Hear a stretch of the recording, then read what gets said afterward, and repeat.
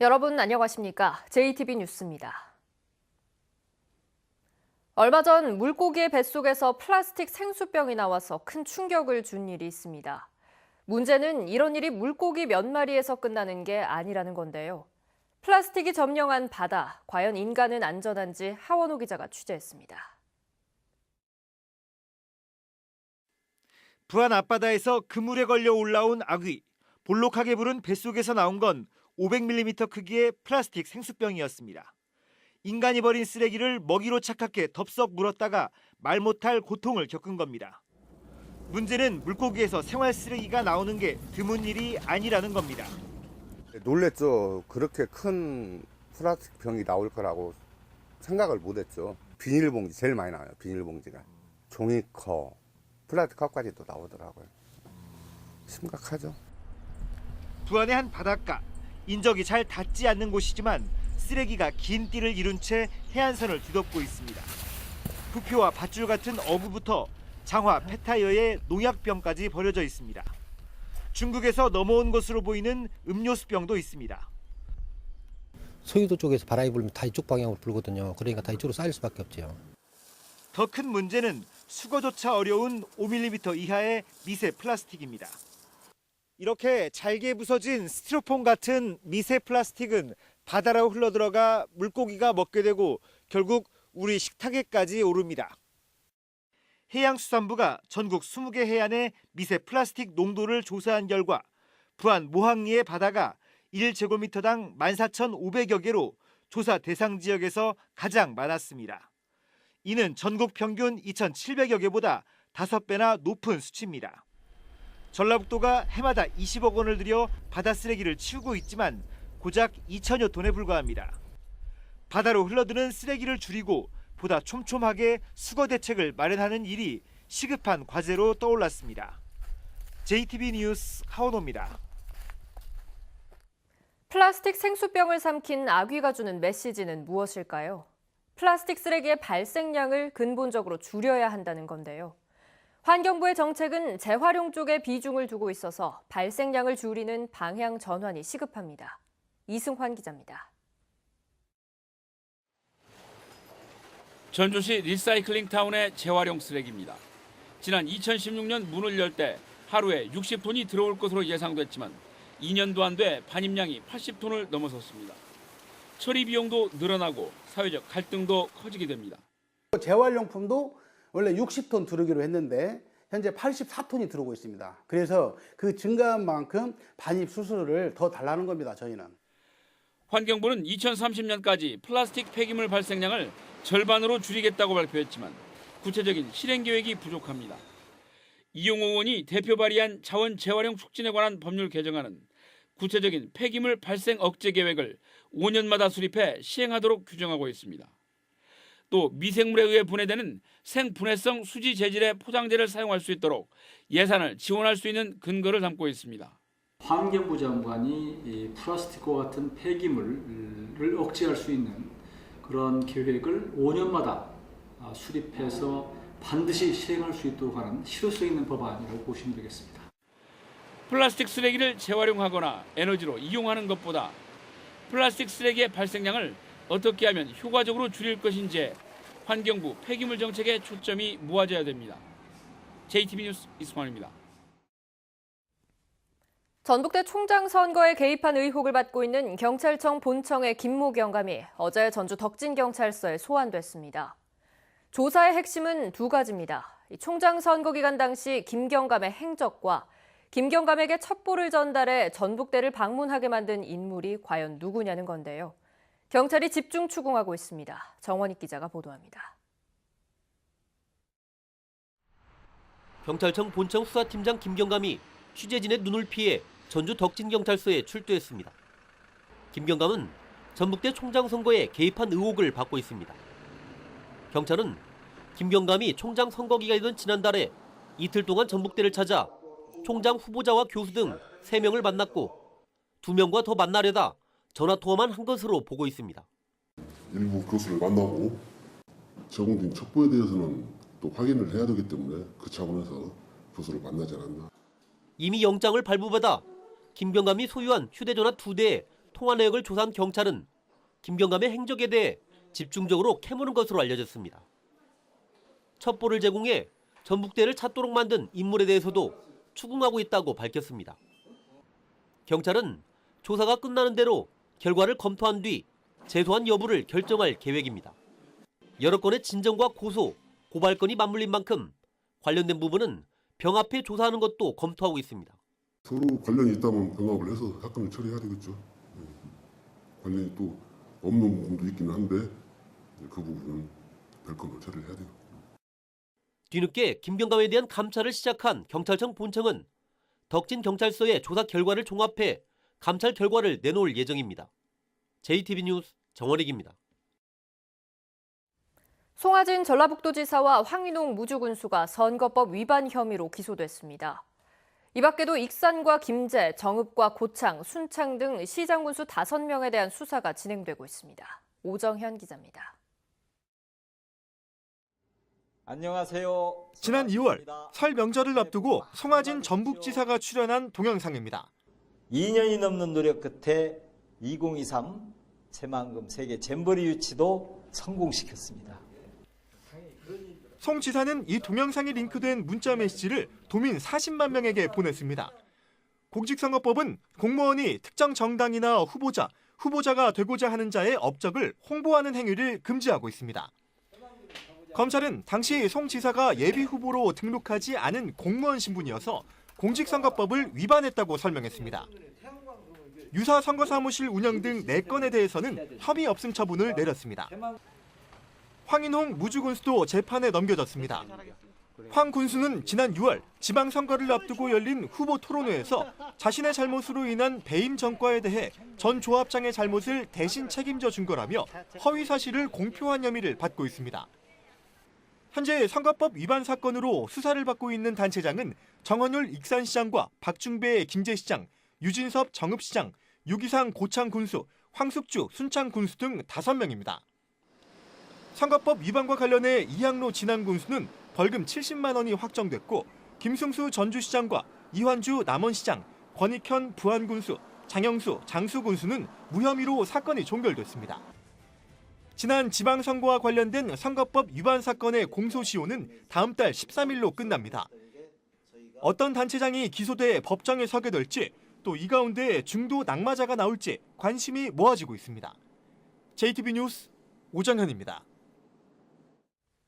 지정 폐기물이 불법 매립된 익산의 폐석산에 대한 복구 작업이 어제 시작됐습니다.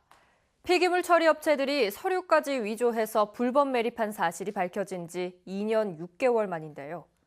우여곡절 끝에 복구는 시작됐지만 앞길이 순탄치만은 않습니다. 김진형 기자가 보도합니다. 굴삭기가 움직일 때마다 시커먼 폐기물 더미가 따라 올라옵니다.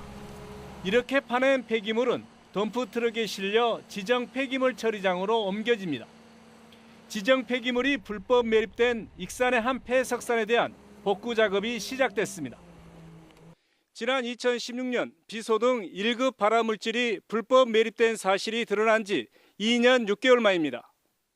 환경부와 익산시는 처리해야 할 폐기물 154만 톤 가운데 올해 5만 톤을 처리하고 내년부터는 10만 톤에서 17만 톤을 처리한다는 계획입니다. 3천억 원에 이르는 복구 비용은 지정 폐기물을 불법 배출한 전국 45개 업체들이 부담하게 됩니다. 익산시는 폐기물 업체가 복구에 소극적일 경우 행정 대집행으로 대응할 방침입니다. 관련 업체를 독려를 하고 또 환경부와 전라북도와 긴밀히 협의를 해서 주민들하고 약속한 완전 이적을 반드시 해내겠습니다. 그러나 옮겨야 할 폐기물 양이 워낙 많아 매립장 확보에 어려움을 겪고 있습니다. 이 때문에 복구 완료 시점마저 구체적으로 내놓지 못하고 있습니다. 또 복구 과정에서 발생할 수 있는 2차 환경 피해도 문제입니다. 환경부나 익산시는 적극적으로 서들어서 주민들한테 이체 피해가 없도록 최단시간 내에 이걸 파내지 않고는 이후에 계속되는 주민 피해를 누구도 장담할 수 없다고 생각을 합니다. 우여곡절 속에 첫삽을 뜬 폐석산 복구. 불법 매립 폐기물에 마음 저려온 주민들이 안심할 수 있도록 복구가 완료될 때까지 환경부와 익산시의 적극적인 의지가 뒷받침돼야 할 것으로 보입니다. JTB 뉴스 김진영입니다. 새만금의 대규모 태양광과 풍력 발전단지를 만드는 새만금 재생에너지 사업에 대한 주민설명회가 처음으로 열렸습니다. 주민들은 대체로 사업을 반겼지만 환경훼손과 어장 파괴 등을 우려했습니다. 보도에 송창용 기자입니다. 새만금을 중심으로 원전 4개와 맞먹는 태양광과 풍력 발전단지를 만드는 새만금 재생에너지 사업. 정부는 재생에너지 사업이 지지부진한 새만금 개발을 앞당기고 군산조선소와 GM 군산공장 폐쇄로 어려움을 겪는 지역 경제를 회생시킬 것이라고 강조했습니다. 새로운 성장 동력으로서의 역할을 다하기 위한 또 하나의 디딤돌로서 고려를 했다는 점을 주민들은 재생에너지 사업을 대체로 반기면서도 여러 가지 우려를 나타냈습니다. 먼저 주민 의견을 수렴하지 않고 사업을 확정했다는 점을 지적했습니다. 충분한 여론을 수렴한 다음 그리고 공청회를 열고 그 공청회를 연 다음에는 이런 설명회를 가져야 합니다. 대규모 개발로 새만금과 그 주변의 환경 훼손과 어장 파괴가 불가피한 만큼 훼손을 최소화하는 방안을 찾아야 한다는 목소리도 이어졌습니다. 새만금 넥즉 살려놓고 바다 주지 말고 땅도 주지 말고 세계 최장의 33km 방도제가 있습니다. 그 도로 사면에 해안 거치망을 차라리 설치하고 소음, 진동, 전자파로 인해서 해양 환경에 미치는 영향이 막대하고 또한 수산 자원에 미치는 영향이 막대합니다. 새만금개발청과 전라북도는 군산에 이어 김제와 부안, 전주에서 차례로 주민 의견을 수렴해 이를 사업에 반영할 계획입니다. JTB 뉴스 송창용입니다. 유해 야생동물의 개체수를 조절하기 위해 남원시가 겨울철 수렵장을 운영합니다. 임실군 옥정호가 생태하천 복원 우수 사례로 꼽히며 환경부 장관상을 수상했습니다. 나금동 기자입니다. 남원시는 내년 2월까지 수렵장을 운영합니다. 수렵할 수 있는 조수는 멧돼지 180여 마리와 고라니 950여 마리를 포함해 모두 2만 2천여 마리로 앞서 남원시는 수렵장 사용 신청을 접수해 수렵인 490여 명에게 포획을 승인했습니다. 남원시는 수렵장 운영으로 농작물에 피해를 주는 멧돼지와 고라니의 개체수 조절에 효과를 거둘 것으로 기대하고 있습니다. 수렵장 운영 기간에 입산할 경우에는 식별이 뚜렷한 복장을 착용하여 안전사고가 일어나지 않도록 주의하시기 바랍니다. 환경부가 주관한 생태하천 복원 우수 사례 컨테스트에서 임실 옥정호가 환경부 장관상을 수상했습니다. 이번 평가는 최종 대상에 오른 전국 11개 사업을 두고 학계와 전문기관으로 구성된 평가위원회의 까다로운 심사를 거쳤습니다.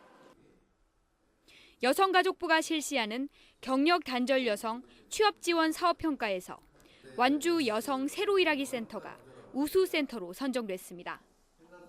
취업 성과 부문에서 가장 높은 점수를 받은 완주 세일센터는 전국 농어촌형 센터 중 유일하게 2년 연속 우수 센터로 꼽히며 호평을 얻었습니다.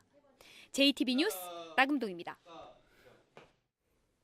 새만금 투자 여건을 개선하는 새만금 사업 특별법 개정안이 국회 국토교통위원회를 통과했습니다. 개정안에는 국내 기업도 외국 기업처럼 임대료를 5에서 1%로 낮추고 새만금 산업단지를 국가산업단지로 전환하는 내용이 담겼습니다. 또한 개발계획과 실시계획의 통합, 도시계획과 교통영향평가의 통합 심의 등 개발 절차를 단축하는 방안도 포함됐습니다. 새만금 인근 어선의 안전한 정박을 위한 새만금 가력 선착장 확장 사업이 내년부터 본격 추진될 것으로 보입니다.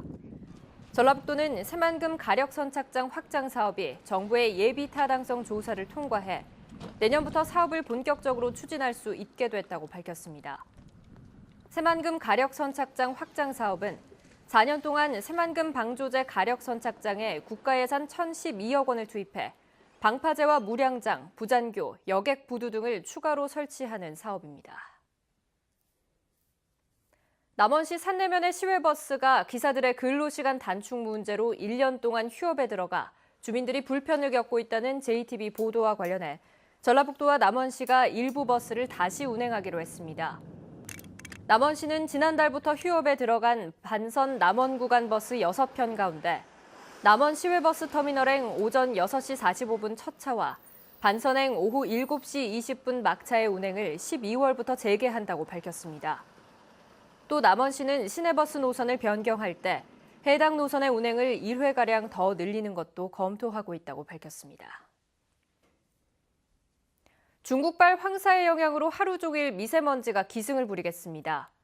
현재 전주와 군산 등 10개 시군에는 미세먼지 주의보가, 부안과 임실 등 3개 시군엔 초미세먼지 주의보가 내려져 있습니다. 오늘 밤까지 황사가 이어지면서 미세먼지 농도는 오후 들어 매우 나쁨 수준까지 치솟겠습니다. 한낮 기온은 대부분 지역이 10도 안팎으로 어제보다 5도가량 낮아 쌀쌀하겠습니다. 내일 아침 기온은 오늘보다 3도가량 낮아 낮 기온은 오늘과 비슷하겠습니다.